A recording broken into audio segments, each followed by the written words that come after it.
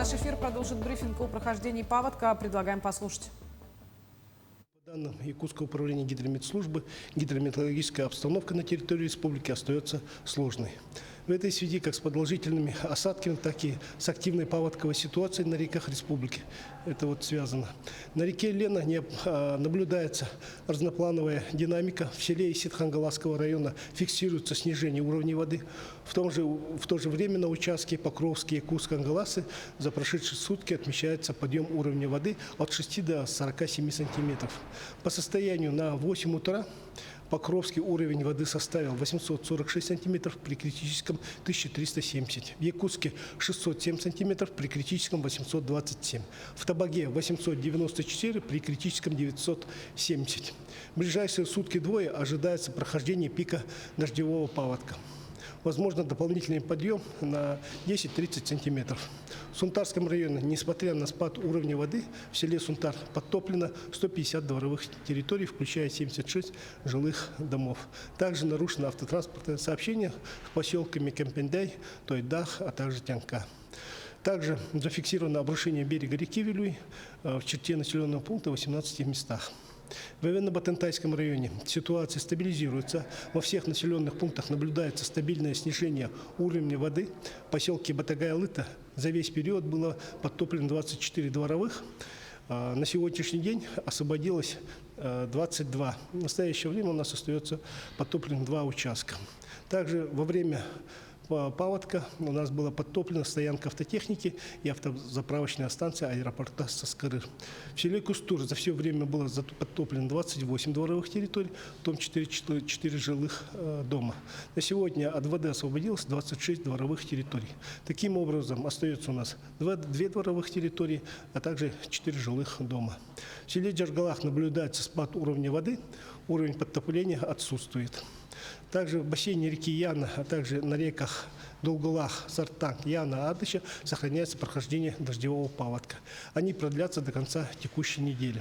В Вельгинском наследии Верхоянского района подтоплено 17 дворовых территорий и 31 жилой дом.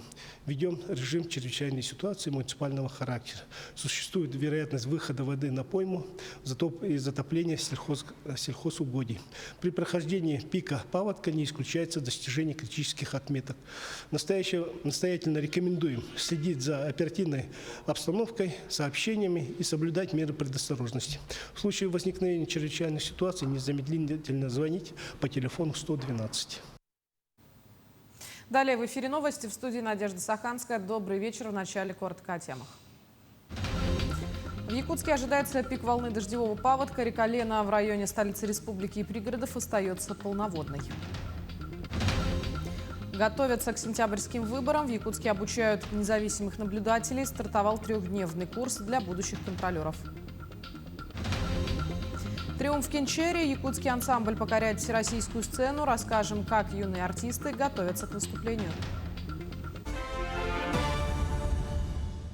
Глава МИД Сергей Лавров на встрече с госсекретарем Америки Марко Рубио заявил о недопустимости дальнейшей накачки Украины оружием. Переговоры, продлившиеся 35 минут, прошли на полях мероприятий «Осиан» в Маниле. Их инициатором выступила американская сторона. Он также обратил внимание на деструктивную политику европейских стран, которые все еще пытаются нанести России стратегическое поражение. При этом министр подтвердил готовность Москвы к дипломатическому урегулированию украинского конфликта и приверженность американским предложениям, сделанным на саммите в Анкоридже. Прошедшие интенсивные осадки в Якутии вызвали массовые дождевые паводки. Наиболее сложная ситуация сложилась в Сунтарском, Верхоянском, Ленском, Алекминском и Эвенно-Батантайском районах. По примерным расчетам подтопило порядка 250 дворовых участков, в том числе около сотни жилых домов. Осложненная ситуация развернулась в селе Сунтар и Ингинском наследии. Обильные дожди также повлияли и на заготовку кормовой базы для скота. Министерством сельского хозяйства республики проводится предварительный расчет ущерба. В Якутске же из-за подъема уровня воды на Лене произошло подтопление района Дыркылах. Это затронуло жилой сектор, объекты электросети. Также пострадала переправа, которая ввиду отключения подачи электричества сейчас работает на резервных источниках питания. Вместе с тем в ближайшие день-два ожидается прохождение пика дождевого паводка на Лене. Энергетиками провели выездное совещание здесь на причалах. Значит, энергетики убедились, что подтопление причалов и подстанции, электроподстанции отсутствует. Соответственно, пообещали нам включить к 17 часам питание из города. В данный момент в Якутске работает 5 причалов, в Нижнем Бестяхе из 4 осталось 2, потому что 2 еще причала, они ушли глубоко под воду. Единое пособие способствовало снижению уровня бедности в России. Сейчас он составляет 6,7% от всего населения страны. Об этом рассказал министр труда РФ Антон Котяков. Получателями единого пособия сейчас являются более 9 миллионов граждан, включая детей до 17 лет и беременных женщин. Ранее первый зампред Комитета Госдумы по защите семьи Татьяна Буцкая выступила с инициативой, согласно которой единое пособие по рождению и воспитанию ребенка, которое полагается малообеспеченным семьям, должно назначаться в беззаявительном порядке на основании данных о доходах. В Якутске стартовало обучение независимых наблюдателей, которые будут следить за честностью сентябрьских выборов в Госдуму. Трехдневный курс для представителей всех районов республики проводят эксперты из Москвы. Они разбирают юридические тонкости и обучают, как противостоять провокациям на участках. В первый день семинар посетил председатель ЦИК Якутии Евгений Федоров. Он поблагодарил будущих контролеров за предстоящую большую работу. Участников также научат выявлять информационные вбросы и распознавать вмешательство искусственного интеллекта. Всего же в регионе подготовят около сотни будущих наблюдателей и бригадиров, которые закроют все избирательные участки республики. Сегодня наша программа заметно обновилась по сравнению с последними годами. Она стала больше практикоориентированной, в ней стало больше практических заданий и задач. И это позволяет нашим наблюдателям быть подготовленными к наблюдению не только с точки зрения наличия у них информации необходимой, но и с точки зрения отработки различных ситуаций, в том числе и внештатных. Наблюдатели от общественных палат в первую очередь нацелены на то, чтобы обеспечить защиту избирательных прав граждан. Якутия силами оперштаба «Вместе к победе» отправила 99 единиц техники на передовую специальной военной операции. Всего же за этот год в зону СВО доставили более 250 тонн груза с волонтерской продукцией и адресными посылками. Добиться таких объемов получилось благодаря партнерству с предприятиями и ведомствами республики. Поставка дополнительного оснащения и снаряжения будет продолжаться бесперебойно, заверяют в оперштабе. Что касается сезонной подготовки, к дополнительной поддержке наших военнослужащих, наши производители, как и товаров двойного назначения, так и туристических снаряжений, тепловизионных вещей бесперебойно изготавливают по мере возможности и Фонд помощи поддержки Донбасс, и оперативный штаб по дополнительному снабжению и снаряжению.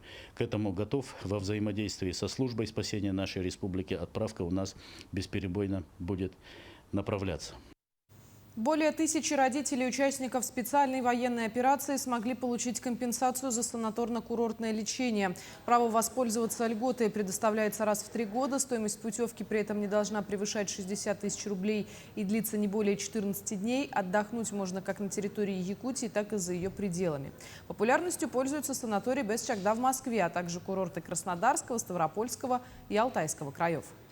Для получения денежной выплаты на возмещение фактических расходов на приобретение санаторно-курортной путевки родитель военнослужащего обращается с заявлением и документами в многофункциональный центр предоставления государственных и муниципальных услуг в Республике Саха-Якутия. Или же другим удобным способом в электронном виде через портал государственных муниципальных услуг Е-Якутия. В Нюрбу прибыл министр по делам молодежи и социальным коммуникациям республики Петр Шамаев. Он принял участие в открытии районного турнира по мини-футболу памяти активиста молодежной организации «БАИТИД» Яна Афанасьева. В своей речи Шамаев перед родителями, организаторами и 9 командами рассказал, что лично знал яркого лидера, любителя футбола Яна, подчеркнул его сильные стороны. Как отметил министр, тогда и сейчас молодые уроженцы Нюрбы, члены организации «БАИТИД», считаются активистами движения землячества «Зема». Кроме этого, министр молодежи Петр Шамаев встретится с общественностью Нюрбинского района. Проводим мероприятие в честь нашего активиста землячества Янчика. Это уже второе мероприятие. Очень молодой был, скоропостижно скончался, к сожалению. Но мы должны помнить, чтить всех наших ребят и должны провести встречу с общественностью всего района вечером. Ну и, конечно же, буду посещать ветеранов, семьи ветеранов, бизнес, который открыли ребята, демобилизованные по ранению. Посмотрим, насколько работают те механизмы, которые мы предпринимаем для поддержки предпринимателей. И какие сложности есть. Может быть, есть какой-то особо удачный момент, который надо будет тиражировать и стараться развивать в последующем. В Амгинском районе успешно завершилась многодневная экспедиция «Сплав по реке Амге». Маршрут протяженностью более 390 километров пролегал от Верхней Амги до села Аньяс. Участниками стали школьники из разных школ Улуса, а также научные сотрудники институтов и преподаватели. Юные исследователи изучали флору и фауну прибрежных территорий, вели гидрохимический анализ воды, собирали материалы для дальнейшей обработки. Все это позволит не только расширить знания школьников, но и внести вклад в мониторинг экологического состояния реки Амги. Работала плавучая лаборатория, где сразу на месте сделали химический анализ воды, изучали беспозвоночные реки Амги.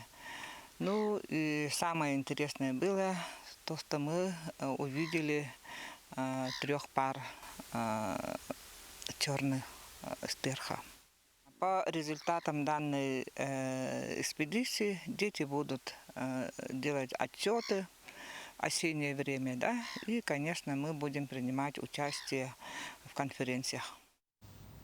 Заслуженный образцовый коллектив России «Народный ансамбль Кенчери» стал абсолютным победителем республиканских и дальневосточных конкурсов по хоровому искусству.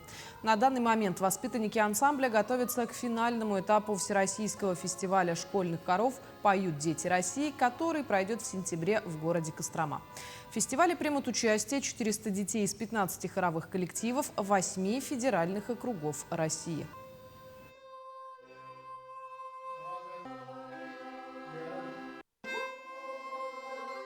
И получили право выступать на всероссийском финале фестиваля «Поют дети России». Так, при этом нам надо помощь. Так, и призываю наших предпринимателей и руководство республики, Министерства культуры и просвещения оказать помощь. Это были все новости к этому часу. До встречи в итоговом выпуске новостей.